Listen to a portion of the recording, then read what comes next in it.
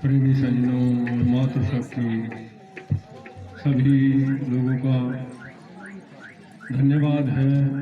1.5 वर्ष से जो ये ओम नमो नारायण का अखंड जाप चल रहा था, इस अखंड जाप में सभी इलाके के सभी लोगों ने और दूर दराज से भी आकर इसमें सहयोग किया। बड़े अच्छे तरीके से सुचारू रूप से चलता रहा। हालांकि समय बहुत वैसा था, लॉकडाउन का समय था, लेकिन फिर भी महाराज जी की कृपा से बहुत अच्छा चलता रहा। समय समय पर जब भी कोई मैं ऐसे कार्य करता हूँ, कोई भी अनुष्ठान होता है, तो इलाके का बड़ा सहयोग होता है, बड़ा संगत का बड़ा प्रेम है। देखो, संगत से ही सब काम चलता है। बड़ा इलाके का जो भी लोग जुड़े हैं, वो महाराज जी के समय से या अब नए भी जुड़े हैं, सभी लोगों का धन्यवाद है। और उधर आजाद आश्रम बनियावाला में आज सवेरे 6 बजे 1.25 साल के लिए ओम नमो नारायण का अखंड जाप शुरू हुआ है। तो उसमें भी मैं आशा करता हूँ कि सभी लोग वहाँ समय समय पर पहुंचकर जाप में अपनी हाजिरी लगाकर धर्म लाभ उठाएंगे। देखो, वैसे तो ये सब आप लोगों के लिए ही हो रहा है। सब कुछ जो भी हो रहा है वो सब समाज के लिए ही हो रहा है, प्रकृति के लिए ही हो रहा है। हमारा कर्म है, हमारा धर्म है। देखो, अभी सुन रहे थे आप कोई किसी संत के द्वारा, भाई हम आहार गलत करते हैं तो हमारा जो है अंतःकरण खराब हो जाता है, दूषित हो जाता है। तो देखो, सबसे बढ़िया, सबसे अच्छा, सबसे उत्तम जो हम आहार करते हैं वो श्वास का है। वैसा तो देखो, हम जीवित रहने के लिए और भी अन्न भी, फल भी, दूध भी और भी सब कुछ खाते हैं, लेकिन श्वास जो हम लेते हैं वायु के द्वारा, कई योगी लोग तो श्वास पर ही, वायु पर ही निर्भर होते हैं। तो वायु अगर हमें शुद्ध मिल रही है, वो शुद्ध वायु से हमें श्वास मिल रहा है, तो हमारा अंतःकरण भी शुद्ध होगा, हमारे विचार भी पवित्र होंगे।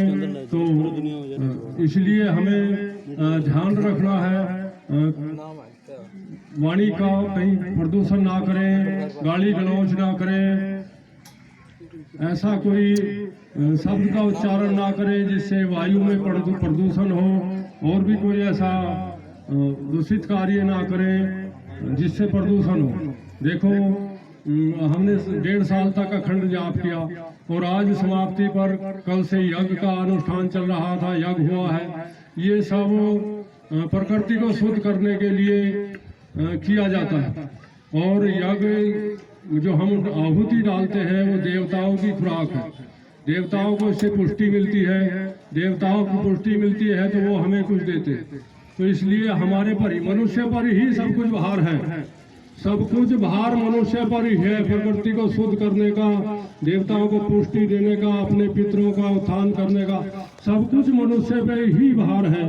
अगर मनुष्य अपने कर्म से विमुख होता है तो इसको पाप लग जाता है, पाप लगता है। देखो, हमें भी किसी ने पाला है, शिक्षित किया, अपने पैरों पर खड़ा किया, तो हमारा भी धर्म बनता है हम भी अगली पीढ़ी की सेवा करें, समाज की सेवा करें, जिससे हमारे से वो ऋण उतर जाए।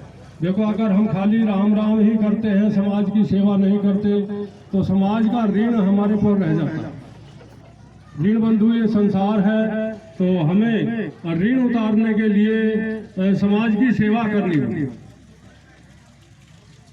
सवाल होता है जिन्होंने हमारी सेवा की वो नहीं रहे, लेकिन वो नहीं रहे कोई बात नहीं। हमारी गीता कह रही आत्मा सर्वभूतेषु, एक ही आत्मा सभी भूतों में व्यापक है। उनकी सेवा नहीं कर पाए तो जो भी जीव है वो सब उन्हीं का स्वरूप है, सब कुछ परमात्मा का स्वरूप है। अगर हम चेतन की सेवा करते हैं तो अवश्य कल्याण होगा। देखो, हमारा सनातन धर्म है, अभी आप सुन रहे थे ना, अगर हम मूर्ति तक ही सीमित रह जाएं तो कल्याण होना बड़ा मुश्किल है। ठीक है, सनातन हमारा धर्म है, हम सभी को मानते हैं, सभी का सम्मान करते हैं, लेकिन ये तो एक हमारी बनाई है मूर्ति, हमारी बनाई है, मंदिर हमारा बनाया हुआ, गुरुद्वारा हमारा बनाया हुआ, उसमें प्राण प्रतिष्ठा कराई है, हमारी कराई हुई है, पता नहीं हुई या नहीं। लेकिन जो परमात्मा का बनाया हुआ मंदिर है, ये चेतन जो इंसान का शरीर है ये परमात्मा का बनाया हुआ, अगर आप इसकी सेवा नहीं करते, इससे राग द्वेष निंदा चुगली ईर्ष्या इससे करते हैं और मंदिर गुरुद्वारा आप जाते हैं तो क्या लाभ। तो चेतन की सेवा कीजिए, जिससे देखो 2 लाभ, चेतन की सेवा करने से 2 लाभ, सेवा का फल आपकी जो श्रद्धा है उसका तो फल आपको मिलेगा ही, लेकिन उधर से आशीर्वाद भी मिलेगा। चेतन की सेवा करने से आशीर्वाद भी मिलेगा, इसलिए ध्यान रखना चाहिए। जो आपके आश्रित हैं, बुजुर्ग हैं या बच्चे हैं, उनका ध्यान रखना चाहिए। समय समय पर उनको भोजन, कपड़ा, दवाई, जिस चीज़ की भी आवश्यकता है, उनकी अगर सेवा आप करते हैं तो भगवान का भजन होगा। भगवान का भजन करने के बहुत तरीके हैं, ये नहीं भाई आँख मूंद की भगवान का भजन होता है। आँख मूंद कर तो हमें ठीक है, निराकार का ध्यान कर लेते हैं, एकांत में चले जाते हैं।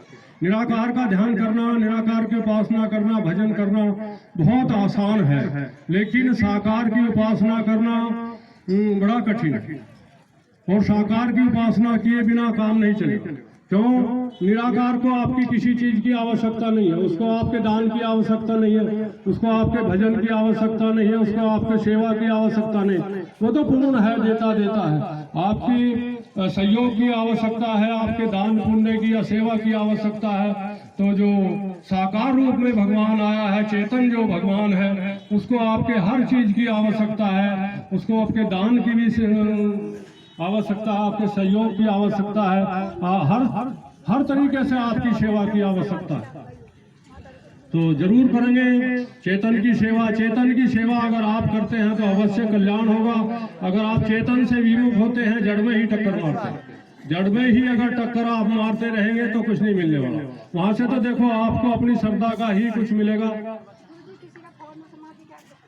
अच्छा, कोई नहीं। चेतन की सेवा से आप विमुख नहीं होंगे, चेतन की सेवा अवश्य करेंगे, फिर आपका भजन जो है वो थोड़ा क्या हुआ भी लाभदायक होता है। देखो आप सब गृहस्थी हैं, सन्यासी अगर 16 घंटे भजन करता है और गृहस्थी 2.5 घंटे भजन करता है तो बराबर है। लेकिन अंतःकरण अगर पवित्र है, अगर अंतःकरण दूषित है तो वो चाहे कितना भी कुछ भी करता है। तो अंतःकरण जो पवित्र है, देखो भगवत परमात्मा कहता है, भाव का भूखा हूँ, भाव एक सार है, भाव से मुझको भजे तो भाव से बेड़ा पार है। भाव अच्छे हैं, अंतःकरण अच्छा है, तो आपका 2.5 घंटा और सन्यासी का 16 घंटे। क्यों? आपका पैदा किया हुआ अन्न सन्यासी खाता, आपका बनाया हुआ कपड़ा सन्यासी पहनता, सब कुछ आपके सहयोग से सन्यासी का जीवन चलता है, तो सब बढ़ जाता है। जिसका अन्न खाया उसको भी चला जाता है, जिसका कपड़ा पहना उसको भी चला जाता है, जिसने जो भी सन्यासी की सेवा कर रहा है वो सब बढ़ जाता है, उसमें तो कुछ ही बच पाता है। और आप सबकी सेवा करते हैं, आप सबकी भी सेवा करते हैं, सन्यासियों की भी सेवा करते हैं, और जो असहाय हैं जिनको आपकी मदद की जरूरत है उसकी भी आप सेवा करते हैं। तो आपका थोड़ा किया हुआ भजन भी वो कल्याणकारी है, लेकिन पवित्रता होनी चाहिए। राग द्वेष निंदा चुगली ईर्ष्या से बचकर आप समाज की सेवा करेंगे और साथ में भगवान का नाम लेंगे तो अवश्य कल्याण होगा। तो बोलो सच्चिदानंद भगवान की जय।